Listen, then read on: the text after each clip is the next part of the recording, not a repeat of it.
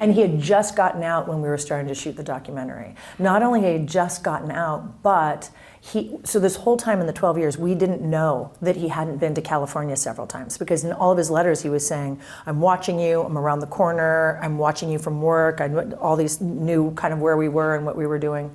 But in reality, he'd never been to California. And they released him in Los Angeles. They put him in a halfway house 10 miles from our house. And then they graduated him to his own apartment about 5 miles from our house.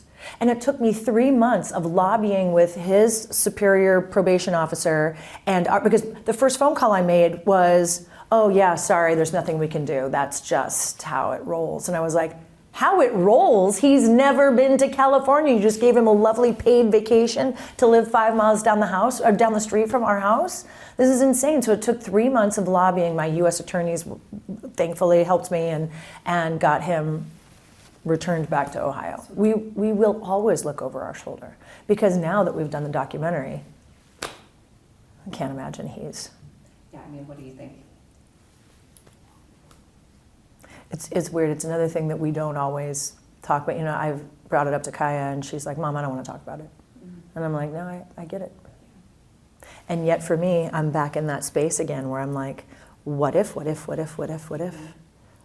possibilities of, you know, I mean, he's on probation now for 3 years, but, you know, you check in every 2 weeks. It's a lot of time in between check-ins. And when people don't care anymore, if they're caught, if they die, if it's a big, lovely, packed, I don't know, you know, we just, and that's where I am in my head, all the things. Maybe he's not even, but I'm living in that paranoia. How do I not? And when we went to court, he was talking in his statement about how he wished he'd gotten therapy sooner. He wished he'd been on medication sooner, because maybe his mental health issues wouldn't have gotten, you know, wouldn't have spiraled to that level. But when he's off probation, who keeps him on meds? Who keeps him going to therapy? I don't think there's any kind of rules or regulations making sure that when you're off probation, you're off probation. And we all know that people who are on meds for their instability go off and on them all the time.